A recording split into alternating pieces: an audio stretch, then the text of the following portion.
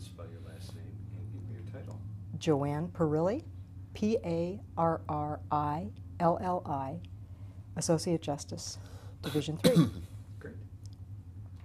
And Wes Walker, retired Associate Justice, Court of Appeal. All right, Justice Parrilli, we are all ready to go. And if you want to give maybe just a sentence introduction as to why we're here.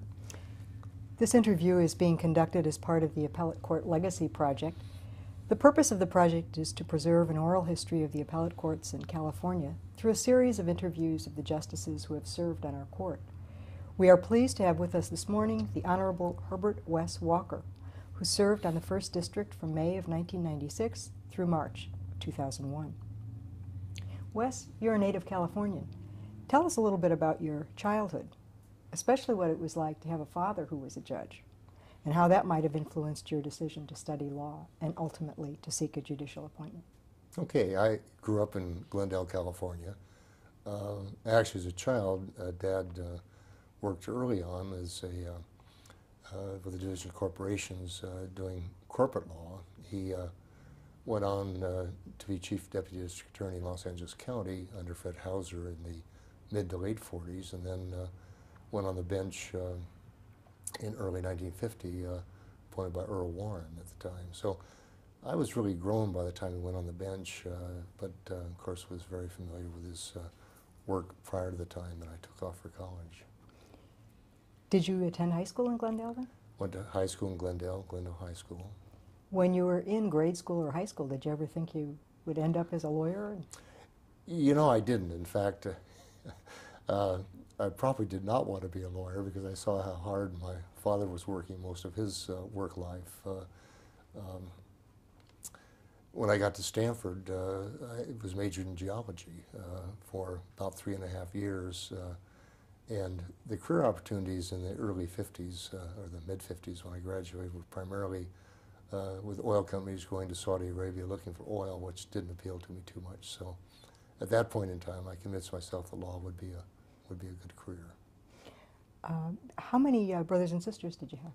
2 sisters, And one younger, one older. Are they still in California? Or? My older sister is deceased. My younger sister lives here in San Francisco. Did either of them consider law as a career, if you know?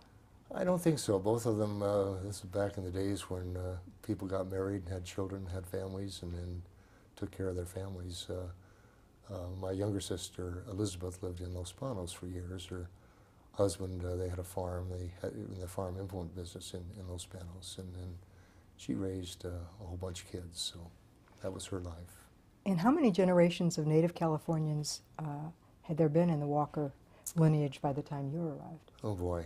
My grandmother was born here in San Francisco in the 1860s. I'm not sure the exact date. My father was born in San Francisco in 1898 or 1899, I think.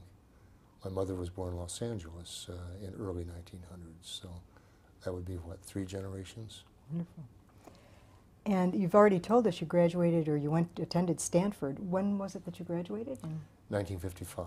And did you go directly into law school? Went directly to USC to go to law school, yeah.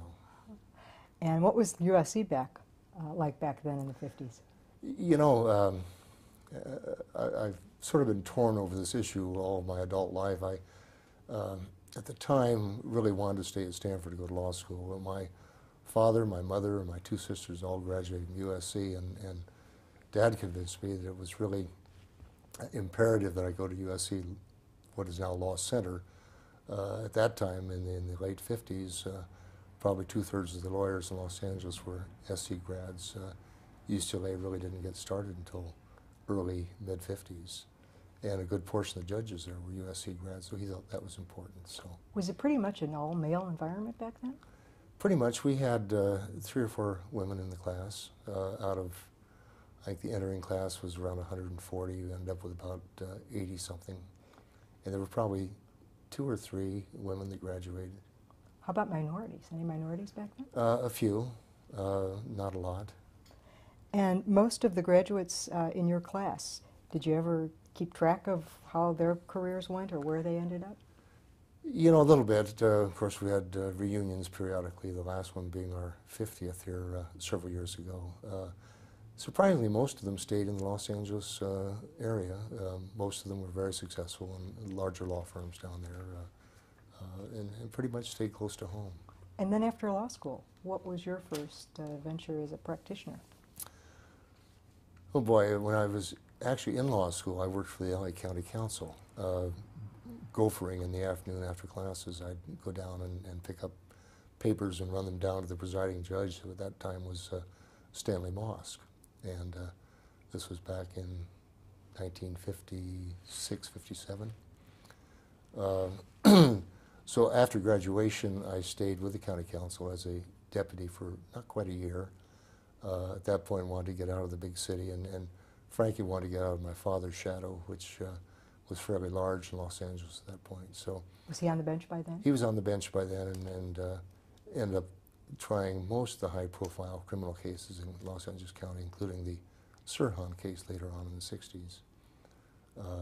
So in any event, I had a classmate that was with a firm in Santa Ana, and I, after about a year at the county council, hooked up with them and stayed there over 20 years.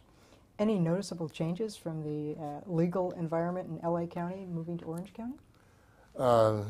Totally different. You know, you go from the big city to basically a cow county. Back then? Back then. Well, back then it was all bean fields and orange groves. You know, there was some merger of the population in Buena Park and Garden Grove, the northern part of the county, but the rest of the county was still agricultural and fairly rural. And the firm that you worked with? Rutan and Tucker, which went from, I think I was the 9th attorney with the firm when I left in the late 70s. There were close to 90, and now there's, I think, 150, so it's grown substantially. What kind of a practice did you have there?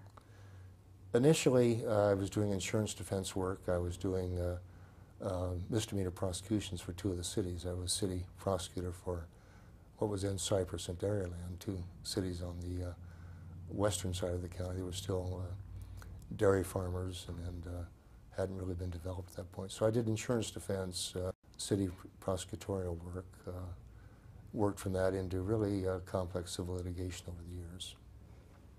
And you eventually became managing partner there? Managing partner for several years in the mid-70s, right. And was that before billable hours, or was that? That was at a time when at least in the firm I was in, I think all firms very typically, where you still had to maintain your billable hours and do the administrative work. So I was putting in, I guess in the mid-70s, somewhere around 2,500 to 2,600 hours a year, including perhaps 1,700, 1,800 billables at that time. So and that was one of the reasons I think I burnt out and decided to go to Napa. And after Rutan and Tucker, and those years in Southern California, what was your next job in the legal world? Actually, I moved out in a solo practice and was associated with 2 or 3 other attorneys for about a year. 2 of my ex-partners at Rutan and Tucker had moved to Napa in the early 70s. So they came after me to rejoin them, which I did. And when did you make the move then from Southern California up to the north? Actually, we bought property in 1979 and moved up there in early 1980. And what was that like? You've gone from big city Southern California to the countryside back then, and then to the wilderness, I guess, by... Well, the countryside, the countryside had grown. I mean, by the time I left in the early 80s, it was a big city. What was Napa like when you first got there? Napa was a very small town. I still had a number of clients in the Southern California area, and for the first year or 2 did a lot of commuting and maintained that client base down there. But Napa was a small town. You know, there were 3 Superior Court judges and 3 municipal court judges. The firm I joined there, or rejoined, 2 of my partners, there were, I think, 8 or 9 of us at that time. And how long were you with that firm before you went to About 5 years before I was appointed. And during the time that you were practicing law there, what was your practice pretty much a civil? Pretty much same thing, civil litigation. The complexity of it changed dramatically. I was hanging on to a lot of the statewide practice for a while, and I got tired of traveling, and it became more of a small town civil practice, although we had a lot of very good clients there in the winery business, vineyards, the industry in Napa Valley. And that became a personal interest of yours at some point, that growing of grapes, didn't it? We planted a small vineyard in 1990, actually. What made you decide to put your name in for a judgeship, Wes?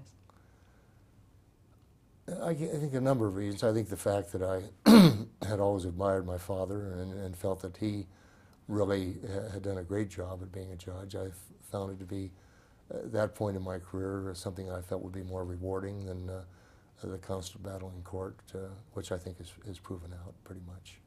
You were directly appointed to the Superior Court by Governor Duke Machen in Correct. 1985. What were your first trial assignments? Did they put you right into civil, having had all that wealth of experience? Typically in small counties, I did go right into trial work, into civil trial work. But in small counties, you know, you do everything. You do criminal, you do domestic, you do family law, you do probate. Nobody's really specialized, but we were rotating on a yearly basis. My first assignment the first year was civil, which included family law, which I had very little background in at that point. And I see that you were active in the delay reduction effort, which was coming into importance in all the trial courts about that time. What sparked your interest in trial delay reduction? Oh boy. I think the principal reason was at that point in time, the court that I was with, Phil Champlin and Scott Snowden, really felt that we should be more active in administrative and management of the cases and management of the court. Up until that point in time, I think typically the courts were very much laid back and would allow the litigants to pursue their own timing, and you know, cases in the southern part of the state were taking 4 to 5 years or longer to get to trial. So we felt we had an opportunity in Napa County to set up the delay reduction process. And actually, other than Ventura and San Diego counties, I think we were the third to really adopt the delay reduction procedure, and we're very successful at it. We also, at the same time, were able to administratively consolidate both the municipal court and the Superior Court, which was unique. So we had both a consolidation and a delay reduction program that came in probably in the late 80s, 89, 88, 89, somewhere in that time frame. And having practiced as a lawyer, did you experience the frustration when you were a lawyer of having your cases delayed beyond? Obviously, and more you know, the frustration, but the feelings of the clients of just not being able to get to court, and particularly in the business area, which I was involved very heavily in, where you're dealing with contract law, you're dealing with real estate law.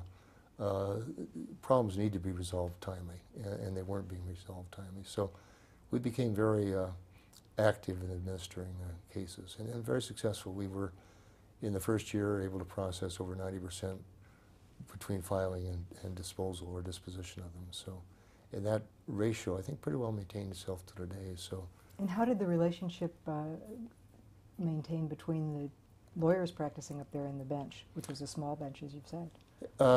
You mean as far as acceptance of the delay reduction? Mm-hmm.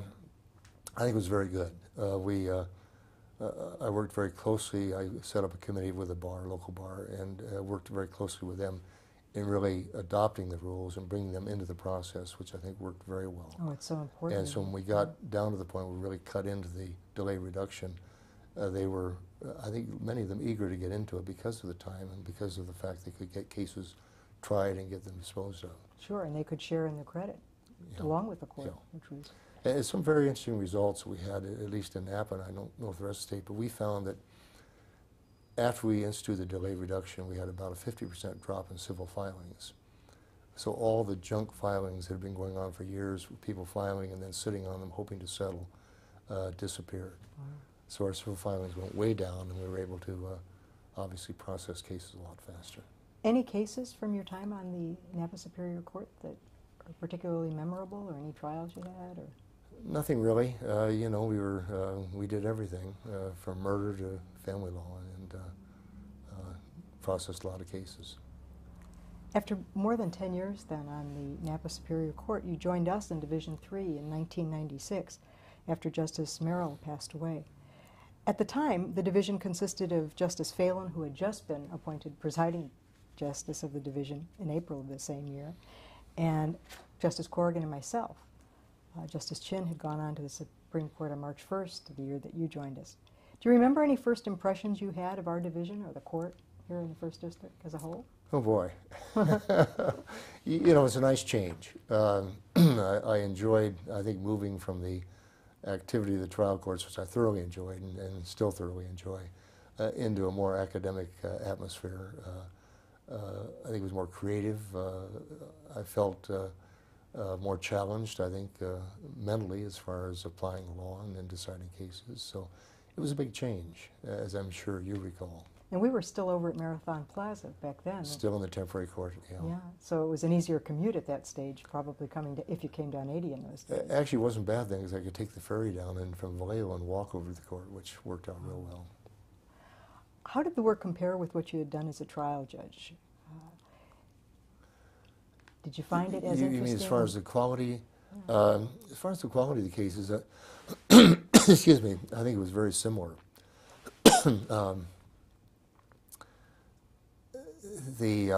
You know, as you know, I mean, we have a mix, or had a mix, about 50-50 civil and criminal, and that was pretty much what we had on the Superior Court level, and the cases were pretty much identical. I don't think there were a few cases that obviously came out of the San Francisco and Oakland, Alameda County, which were larger cases than what we would have tried at Napa, which were more challenging, but pretty much the same overall.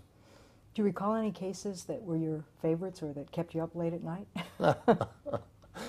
I guess a number kept me up late at night, but the several I found interesting. I don't know if you recall the little ladies from Beardstown, which I think you were on the decision on. That was a fun case to try. Tell us a little bit about that. That was one where a group of little ladies in their 60s and 70s formed an investment group in Beardstown, Illinois. Became very famous because of the rate of return they were accomplishing in their investment club. Published a book which was very successful, and on the cover of the book they were indicating they were returning, what, I think 23-24% investment return, and 3-to-1 what Standard & Poor's was doing. Well, turned out basically they were including a lot of things accounting-wise that really weren't normally included by investment bankers, including their annual dues, which were accumulated. So there was a suit brought for false advertising under Business Professions, I think 17,200 or 17,500, one of the two. The trial court, as I recall, either sustained the demurrer without leave or granted summary judgment. We reversed it and held that basically it wasn't violative of the First Amendment free speech because it was commercial speech. The cover of the book really was commercial. It was an advertisement. Even though it was in the content of the book itself, we held they did state a cause of action. So it was an interesting case. Any others? You know, another one that I think you were on was the Sousa versus Antioch case, the one where the child was killed by its father, and the mother brought a wrongful action, and we Against the police department? Against the police department. We found that there was a duty because of the control that was taken by the police department in Antioch. I thought it was a fascinating case, although it was cutting edge at that point, and as you recall, the publisher of opinions decided they didn't want to perpetrate what we decided in the case. But it was an interesting case. The great eraser in the sky. Yeah, exactly. Any others? You know, the other one that I really got into, and then it was one that, in fact, the only case I was reversed by the Supreme Court, and I think you joined the reversal on that one, was the Norgard versus Upjohn case, the drug case. Question of whether or not the family of the decedent knew or should have known the dangers of the drugs she was taking that ultimately caused her to commit suicide. And we held that actually that the statute had not run, and the Supreme Court disagreed with us. But I found that to be a fascinating case, one that I still think we made the right decision on. I remember one where I was a little worried, where Justice Corrigan and I were on opposite sides of an issue, and depending on who you agreed with, the majority would be formed. As I recall, discussions between Justice Corrigan and myself got a little heated from time to time on that case. Did we have you worried? Not worried so much. I enjoyed watching the two of you work. and disagree, and I think both of you had excellent arguments. And again, it was a case that could have gone either way. I was convinced by Carol's logic that I should go with hers. So, Over the more than 40 years in the law that you served, did you observe any significant changes to the court system, positive or negative? Yes, both. I think the courts, in a way, and I think my experience at Napa really went along with this, really became more aggressive as far as managing and administering the courts and administering their cases. We're not as laid back. I think the judges, at least when I was on the bench, were in my area, and I think in California, were very conscientious, very hardworking, did an excellent job. But I saw a shift from really in the 60s and 70s of the judges really not asserting themselves and controlling the course of litigation to a situation where, at least when I was on the bench, it was we were very careful to manage the cases, make sure that cases did get resolved timely. That's the plus side. On the negative side, I think judges today don't control their courts like they should. I think litigants and attorneys are getting away with a lot more than they should be getting away with. There's a lot of gamesmanship now that I don't think existed 20, 30 years ago, which I think is unfortunate. I think it really impacts the ability of the trier of fact, whether it be a jury or a judge, to really resolve the case in a fair fashion. Is there anything that you attribute that to? A lot of it I attribute to the judges not really controlling the courtroom. I think that many of the younger judges that I see today want to make everybody happy, and you can't do that. And I think things get out of hand for the just lack of control. And I think the discovery process, when I first started practicing law in the early 60s, discovery was brand new. And that's become a game in and of itself, which I think has generated a lot of the gamesmanship that now goes on in lawsuits. I think that's unfortunate. Discovery is necessary, but at the same time, I think it gets way out of control. I know you've done many interesting things apart from the law, both while you were on our court and certainly after you left. And we're going to talk about those in just a few minutes. But since retiring, Wes, have you done any assigned judges work or private judging? I started out doing assigned judges, and I joined American Arbitration Association and was doing both assignments statewide and also arbitration work with AAA. As you recall, the Chief Justice decided that was not a good idea. There was a conflict of interest, which I disagree with, by the way, but nevertheless, I gave up the assigned judging and have stayed with arbitration. And are you still doing that? Still doing that. About what percentage of your time would you say you spend doing that? Oh boy, it's hard to judge, as in civil trials, many of them settle. I probably have emails or phone calls 2 or 3 times a week. Actual trials last year, probably somewhere between 40 and 60 days. So maybe a quarter of the time, third of the time. And you've been retired now for about 6 years? Just about. Can you tell us how you're spending the time that you're not spending doing private judging in this so-called retirement? I'm still growing grapes. I planted a small vineyard on our property. We have 25 acres in Napa in 1990. I farmed that pretty much myself up until a couple years ago when we started traveling quite a bit, and I've had some help since then. And this year I'm actually turning that over to a vineyard manager under a land lease. So but pretty much the last 5, 6 years I've been heavily involved in the vineyard and keeping that going. And what do you do with those grapes that you grow on your place? We sell them to Silver Oak. I've been on a 10-year contract with them for just about 10 years now. So all the crop goes there. It's a small vineyard. We only have 3 acres and produce about 12 tons of Cabernet, but it's been fun. And you also, even when you were here on the court, I know had a devoted hobby in your photography. Are you pursuing that?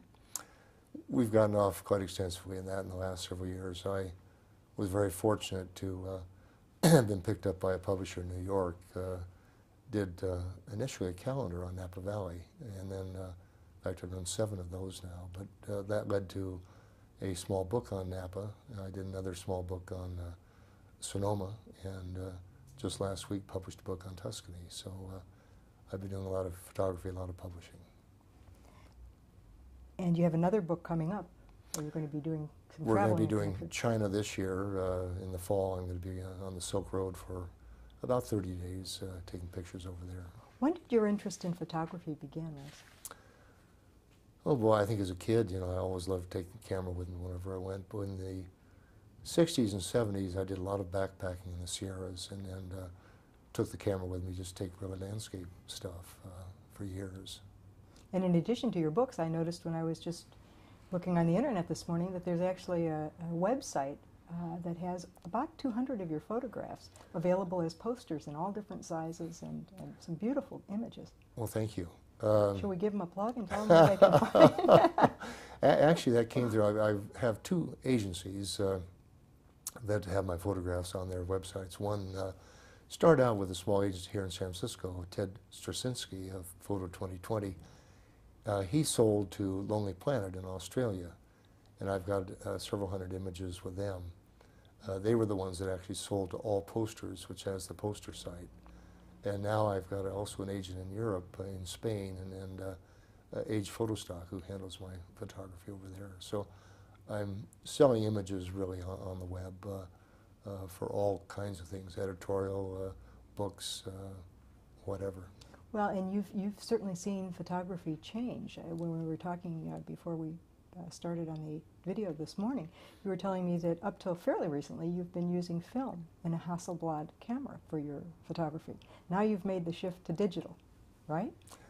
It's been a quantum leap, believe me. You know, I had the Hasselblad 2¼ since the mid-60s, so I've been using that over 40 years now, and everything's gone digital. The stock agencies I'm working with require digital now, and it meant I had to take the negatives and digitize them. And so, yeah, I've gone digital. It's been, I say, a quantum leap here in the last several months. Do you think you'll get interested in the actual Photoshop working with the images? I have so far, to the extent that I'm using Adobe Lightroom to not really manipulate the images, but to what they call development, change the colors, the contrasts, bring up the shadows, things of that type, but without layering, without adding or taking things out of the image. I may get there someday. And do you enjoy that? I do enjoy it. It's very time consuming. I enjoy more being out taking pictures. Did you have any particular heroes in the photography world or mentors? You know, I guess definitely, yes. Ansel Adams, somebody I've always admired. His son and I were at Stanford together, fraternity brothers, and we used to come into the city after the big game and have cocktails at his home here in San Francisco. This would be back in the mid-50s, I guess, or early 50s. I've been in his studio a number of times in Carmel before his death, and always admired. In fact, all of my early photography was black and white, and the stuff I did in the Sierras was all black and white. Didn't really switch to color until probably the late 70s. That's a pretty impressive mentor to have. Yeah, he was great, wonderful. And you plan to continue your photography with books As to long come? as I can function, you know. Any other hobbies? I know you were raising alpacas for a while up there in Napa also. We finally sold the herd after my wife Susan passed away here several years ago. It was just too much. Her mother lives on the property, and it was Susan and Merle's project, really. I was involved in it, but... and Merle is her mother? Her mother. Yeah. And so we sold them off probably a year ago. All right. And I know you have one son from that marriage, Brent? Brett, he's still at UC Davis. He's on a 10-year program, I think, at this point. So. And any other children from your earlier marriage? Have 5 other children, all grown and scattered all over the western United States. Anything else you'd like to tell the viewing audience on this tape that I may not have covered or we didn't talk about? Oh boy, that's hard to answer. I think we've pretty much covered a lot of things. I know one of the issues that was raised in the materials that were sent to me was my judicial philosophy. And maybe I could touch on that a bit. I guess I'm conservative in the sense that I really feel that the law structure should be followed and should be applied in cases to resolve legal problems. And I see in our society a drift away from really strict construction of the law and application of the law primarily in the trial courts. That concerns me. Is there anything that you would like the legal community and the general public to remember about you and your work as a judge, both on the trial court and here? Oh boy, that's a tough one to answer. I guess I've always prided myself in being thoroughly prepared, spending the time really necessary to arrive at a decision I felt was a valid and good decision. I hope I can be remembered for that. I hope I can be remembered for being fair as far as applying the law and resolving legal issues. And if you had to do it all over again, would you? I certainly would, no question about it. Is there any particular phase of your legal career that was more satisfying than any other? That's really difficult to answer because they're so different. You know, I thoroughly enjoyed being a trial lawyer, trying lawsuits. It was more difficult than being a judge, I think, in a lot of ways. I enjoyed the trial work as a judge. Very different, of course, than being a trial lawyer in court. And I enjoyed thoroughly being on the bench here. Again, very different than being a trial judge. So I enjoyed each one of them enormously. I've often felt that it's just a wonderful kind of transition of careers from one career to another, all within the umbrella of the law, but each one has got its own benefits and headaches. You know, I guess one of the things I've always felt very strongly about is that you really need to lead a balanced life.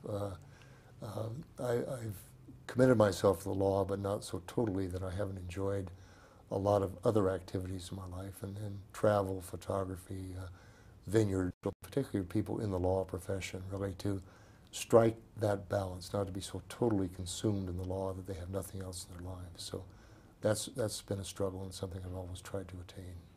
Well, that's a wonderful message to give to anyone who may be viewing this tape. I think it's important. I think it's important today, particularly in the larger law firms in the metropolitan areas where attorneys are required to bill an enormous amount of hours, and their whole life really is their profession. And I think that's a mistake. Well, we wish you the best in your travels and photography and practice of private judging. Is there anything else you wish to say as we conclude the tape? That's about it. Well, thank you. Thank you so much, Joanne. Thank you for participating in this interview.